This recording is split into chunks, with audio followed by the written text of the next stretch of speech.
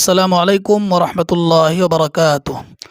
14 دسمبر سن 2023 عیسوی کو جھارکھنڈ کے اندر عمارت شرعیہ کے تعلق سے جو ایک ناخوشگوار واقعہ پیش آیا ہے، اس کے پس منظر میں بہت ساری تحریریں آ چکی ہیں۔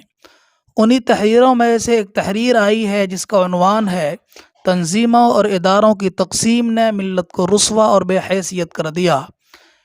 اس عنوان کے تحت کچھ باتیں لکھی ہیں، تحریر کی ہے مولانا ابوالکلام قاسمی نے۔ آئیے آپ کے سامنے وہ تحریر پیش کرتا ہوں۔ آپ سے درخواست ہے کہ آپ پوری بات بغور سماعت کریں۔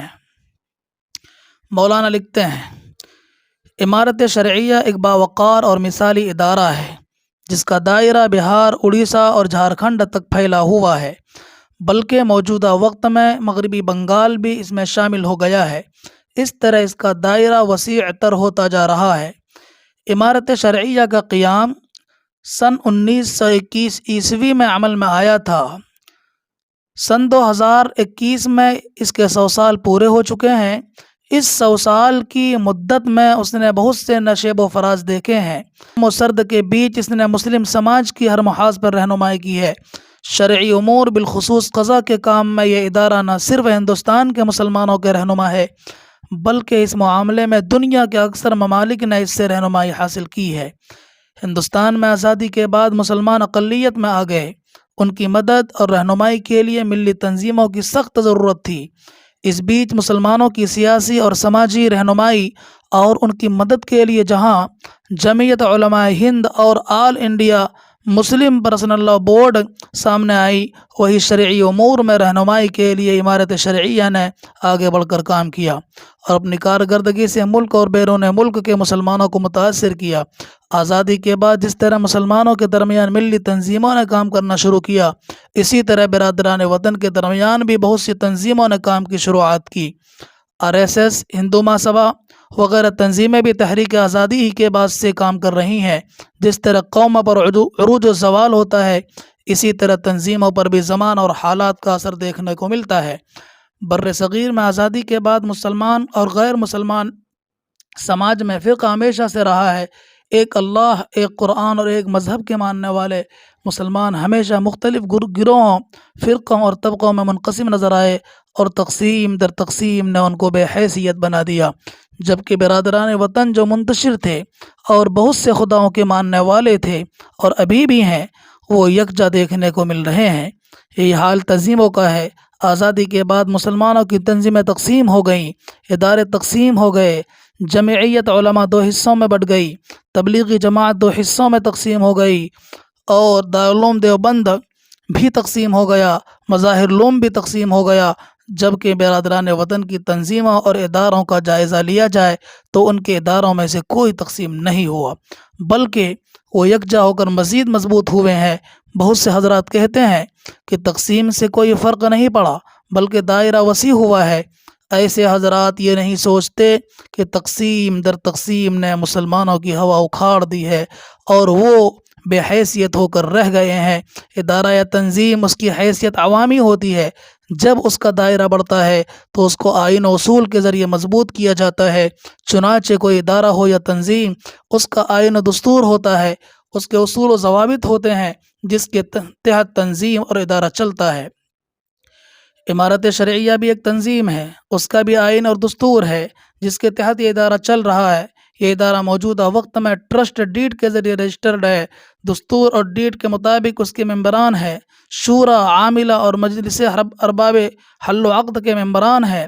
عمارت شرعیہ کی تشکیل عمارت کے دستور اور ٹرسٹ ڈیڈ کی روشنی میں ہوتی آ رہی ہے اور گزشتہ تشکیل بھی عمارت کے آئین کے مطابق ہوئی ہے۔ یہ طریقہ متعین ہے کہ کسی بھی تنظیم کا آئین و دستور موجود ہو تو اس کی تشکیل اس کے آئین و دستور کی روشنی میں اس کے ممبران کے ذریعے ہوتی ہے۔ یہی جمہوری طریقہ ہے اور اسی کے مطابق عمل ہو رہا ہے۔ موجودہ وقت میں امیر کے انتخاب کو جھارکھنڈ انتشار سے جوڑا جا رہا ہے اور اس کے ذریعے فتنہ کو ہوا دی جا رہی ہے، اس لیے امیر کے سلسلے میں کچھ ضروری معلومات تحریر ہے۔ عمارت شرعیہ کا کلیدی عہدہ امیر کا ہے۔ امارت شرعیہ کے دستور میں اس کی وضاحت موجود ہے کہ امیر کے اوصاف کیا ہوں، اسی کے مطابق امیر شریعت کا انتخاب ہوتا ہے۔ امارت شرعیہ کے دستور میں امیر کے اوصاف میں پہلی صفت یہ ہے کہ وہ عالم بعمل ہو۔ امارت شرعیہ کے گزشتہ انتخاب میں ایک شخصیت ایسی تھی جن کے بارے میں عوام کا اعتراض تھا کہ وہ عالم نہیں ہے، اسی لیے وہ امیر نہیں بن سکتے، اور اگر وہ انتخاب ہو تو وہ انتخاب میں حصہ نہیں لے سکتے۔ چنانچہ عالم کون ہے، کسی ادارے کا فارغ التحصیل ہونا ضروری ہے کہ نہیں، اس کی وضاحت کے لیے علماء پر مشتمل کمیٹی بنائی گئی۔ اس کمیٹی کے ایک ممبر مولانا نذر توحید مری صاحب بھی تھے۔ اس کمیٹی نے فیصلہ دیا کہ نجی اور خانقاہی نظام کے تحت تعلیم حاصل کرنے والے بھی عالم کے زمرے میں آتے ہیں۔ اس اعتبار سے جناب احمد ولی فیصل رحمانی عالم کے زمرے میں آتے ہیں۔ علماء کمیٹی کے اس فیصلے پر کسی کو اعتراض نہیں ہوا، چنانچہ انہیں انتخاب میں شامل کرایا گیا۔ اس مجلس میں صوبہ اور بیرون صوبہ کے اکابر علماء موجود تھے، کسی نے اعتراض نہیں کیا۔ اس کے باوجود چند لوگ ایسے ہیں جو اس کے خلاف رائے رکھتے ہیں، اور وہ آج بھی ایسی رائے رکھتے ہیں، اور وہ جمہوری فیصلہ کے خلاف لکھتے اور بولتے ہیں، جبکہ بہتر یہ ہوتا کہ وہ اپنی بات امارت تک پہنچانے کے لیے امارت شرعیہ کے دستور سے مدد حاصل کرتے، امارت شرعیہ کے ممبران تک اپنی بات پہنچا کر اس کا حل تلاش کرتے، جبکہ صورتحال یہ ہے کہ چند اشخاص کی رائے کو امارت شرعیہ کے ممبران اور اکابر علماء نے جائزہ لے کر اسی موقع پر رد کر دیا تھا۔ پھر بھی اس پر اصرار کسی بھی طرح مناسب نہیں۔ خبر کے مطابق جھارکھنڈ کے لوگوں نے امارت شرعیہ بہار، اڑیسہ، جھارکھنڈ سے الگ ہو کر امارت شرعیہ جھارکھنڈ کی تشکیل کر لی ہے۔ خبر کے مطابق ایسا کرنے والے چند حضرات ہیں۔ میں نے پہلے اس کی وضاحت کی ہے کہ امارت شرعیہ کوئی عام ادارہ نہیں ہے، اس کا باضابطہ دستور اور آئین ہے، اس کے ساتھ یہ رجسٹرڈ بھی ہے، یہ قانون کے دائرے میں چلتا ہے۔ اس کے ممبران ہیں، بہار کے بھی ہیں، جھارکھنڈ اور اڑیسہ کے بھی ہیں۔ سب سے اہم یہ کہ ٹرسٹی میں ایک نام مولانا نذر توحید صاحب مظاہری کا بھی ہے۔ پھر بھی اتنی بندشوں کے باوجود اس سے بے ضابطگی کے ساتھ الگ امارت شرعیہ جھارکھنڈ کی تشکیل کرنا کسی بھی طرح مناسب نہیں ہے، بلکہ قانونی اعتبار سے غیر صحیح کہا جائے تو بے جانا ہوگا۔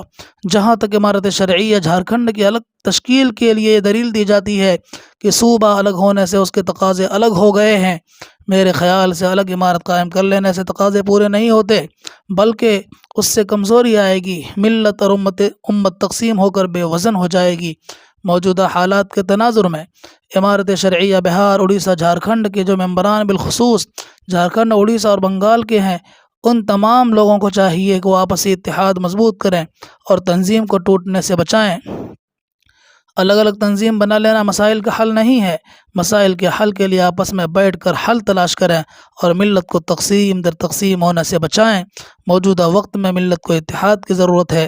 اللہ تعالی امارت شرعیہ کی حفاظت فرمائے۔ والسلام علیکم ورحمۃ اللہ وبرکاتہ۔